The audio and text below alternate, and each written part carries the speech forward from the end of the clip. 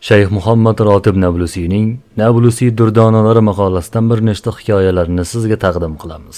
Zolimning jazosi haqidagi haqiqiy va ta'sirli voqealar hayotda sodir bo'lgan deyiladi maqolada. Bir kishi shunday deydi: Men bir oiladagi aza marosimiga bordim. Ularga tasalli berib, sabr tiladim va marhumga mag'firat so'rab duo qildim.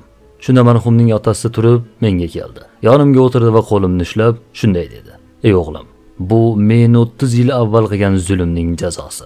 Hanuz shuning azobi, oqibati va musibatlarini tortib kelyapman. 30 yil avval nima ish qilgan edingiz otaxon deb so'radim. Shunda u: 30 yil avval men yosh, kuchga to'lgan vaqtlarimda mashinam bor edi. Kuchimga maftun bo'lib hovliqardim. Odamlar oldida g'ururlanardim. Mashinamni shu qadar tez haydardimki, odamlar buni ko'rib jahli chiqardi. Ammo men maza qilardim. Bir kuni shu tezlikda ketayotib, bir itni ko'rdim. Uning yonida bolalari ham bor edi. Shunda o'zimga o'zim dedim: Qani, shu bolalardan birini urib ko'ray-chi, onasi qanday hangraydi yoki qanday noliydi deb qiziqdim. Shunday qilib mashinamni tez boshqarib, to'g'ri itning bolasi ustiga haydadim. Uni urib o'ldirdim. Uni qoni onasi oldiga sochildi. Onasi hangrab baqirdi. Men esa mashina yon oynasidan unga qarab rohatlandim va rosa kuldim. Allohga qasamki, shu kundan boshlab musibatlar mendan uzilmadi. Mashinamdan ayrildim. Hayotda birim ikki bo'lmasdi. Bir narsa qilib oila qurdim, farzand ham ko'rdim. Ammo hayotimdagi qiyinchiliklar, musibat arimasdi. Kecha o'sha musibatlarning eng og'irini ko'rdim. 18 yoshli o'g'lim, men uchun eng sevimli, dilga yaqin farzandim. Maktabni bitirgandi. Universitetga kirish arafasida edi. U mening yoshligim va orzularimning guli edi.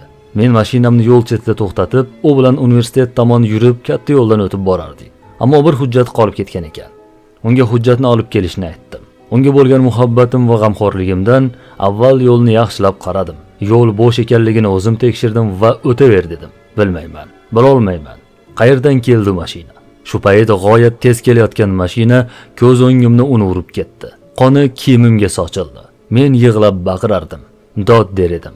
Va Allohga qasamki, o'sha onda o'z-o'zidan 30 yil avval urib o'ldirgan it ko'zimga ko'rindi. Va quloqlarimga birov shunday der edi: Alloh zolimdan o'ch oladi. Hatto u hayvon bo'lsa ham, kechiksa ham. Alloh mazlum uchun zolimdan o'ch oladi derdi. Alloh barchamizni o'zi asrasin. Zolim zulm qildimi, xotirjam bo'ling. Xotiringizni jam qiling. Albatta undan shu dunyoning o'zida qasos olinadi. Mazlum bilan Alloh o'rtasida parda bo'lmaydi. Yana bir kishi hayotda ko'rganini aytib hikoya qiladi. Bolaligimda qo'shnim sahroga chiqib, yovvoyi kalamush ovlardi. Ovlagan kalamushlarining ko'zlarini sug'urib, ularni yana qochirib yuborardi. Faqat kulgi va zavq uchun shunday qilardi. 40 yil o'tgach, men o'sha qo'shnim bilan yana uchrashdim. Yonida ko'zi ojiz o'g'li bor edi. U menga yig'lab shunday derdi: 3 ta ko'zi ojiz o'g'lim bor. Yana bir boshqa xotinga uylandim. U qiz tug'di. Lekin u qizimni umuman ko'zlari yo'q. So'zlarini yig'lab aytardi va shunday derdi: Buning hammasiga 40 yil avvalgi kalamushlar voqeasi sabab bo'lyapti. Alloh zolimdan o'ch oladi. Hatto u mazlum kalamush bo'lsa ham, kechiksa ham. Alloh mazlum uchun zolimdan albatta o'ch oladi. Yana bir kishi shunday hikoya qiladi. Onajonim bir kuni meni zulmdan qaytarib, shunday bir hikoyani aytib berdi. Biz sahroda yashardik. Qo'shnimiz bor edi.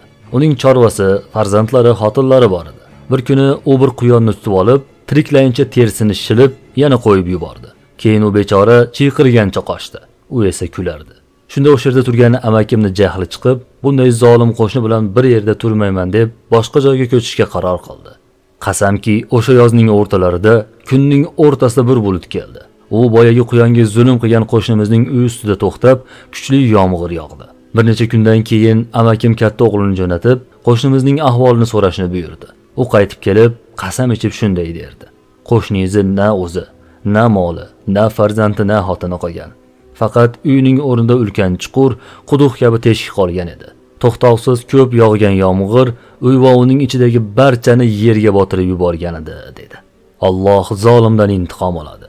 Hatto u mazlum quyon bo'lsa ham, kechiksa ham, zolimdan albatta o'ch olinadi. 18-asrda yashagan bir odam hikoya qilar ekan, ko'zlari yoshlanib shunday derdi: Men ko'zim bilan ko'rgan hodisa haqida gapiryapman. Bir solih er-xotin bor edi. Kishi o'tinchi edi. O'rmondan o'tin terib kelib sotardi. Ular farzand kutishardi. Alloh bu solih o'tinchini imtihon qilishni xohladi. Tug'ruq vaqtida ayoli vafot etdi. O'g'il farzand dunyoga keldi.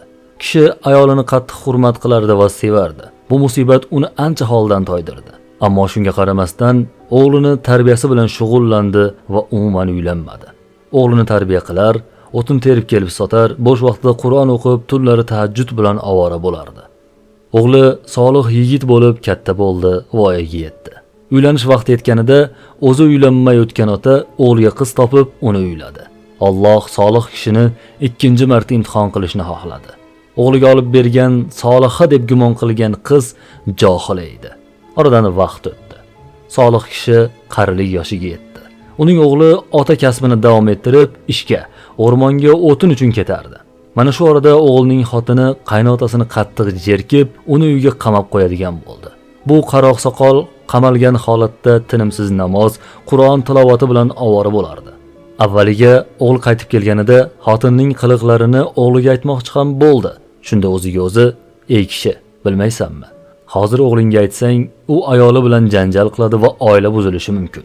Bilmaysanmi? Bir oilani buzilishiga sabab bo'lgan kishini Alloh la'natlagan. Bilmaysanmi? Taloq aytilsa Allohning arshi larzaga keladi. O'g'lingga aytsang, u jahl ustida ayoliga taloq so'zini aytadi va Allohning arshi larzaga keladi." Yo'q, yaxshisi sabr qilib, kelinimga insof tilayman dedi. Ammo kelinni qaynotaga bo'lgan zulmi kuchaydi va oxiri qaynotasini urushga bordi. Qarib qolgan bu kishi bunga ham sabr qilib, Qur'on tilovati bilan o'zini ovutdi. Kunlarning birida bu qariya odatiga ko'ra Qur'on o'qib o'tirar ekan, bu fosiqa ayol Allohning g'azabini keltiradigan bir so'z aytdi va bu so'zning badali juda og'ir bo'ldi. Solih qariya Qur'onni chiroyli o'qirdi. Ana shunday o'qib turgan paytida boyaga nobakor ayol kelib, "Eshakka o'xshab hangrashingizni to'xtatasizmi yoki quloqlarimni kesib tashlaymi?" dedi. Bu iymondan ajratadigan so'z edi. Qariya o'sha tuni qattiq xafa bo'lib uxladi. Qur'onni, kalomullohni haqorat qilgan bu ayolni duoibat qildi. Ertasi kuni hovliga eshak kirib olgandek, eshak hangrashi eshitildi. Qariya chiqib qarasa, o'g'lining xotini. Yuzi o'z holida, ammo qolgan joyi qulog'i kesilgan eshak suratida edi. Ko'zlarida yosh bilan hangrab turardi. Buni qolgan qo'shnilar ham ko'rdi. Eshakka aylanib qolgan bu xotin o'rmonga qochib ketdi. Keyinroq o'rmonga uni izlashga borganlar uni o'lik holda topishdi.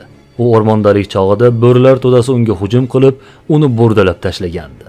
Alloh zolimdan intiqom oladi. Zolimdan albatta o'ch olinadi. Ehtimol bu hodisa bo'lgan yoki bo'lmagandir. Lekin zolim ko'zini ochish kerak. Alloh kofir bo'lsa ham zulm ko'rganning haqqini oladi.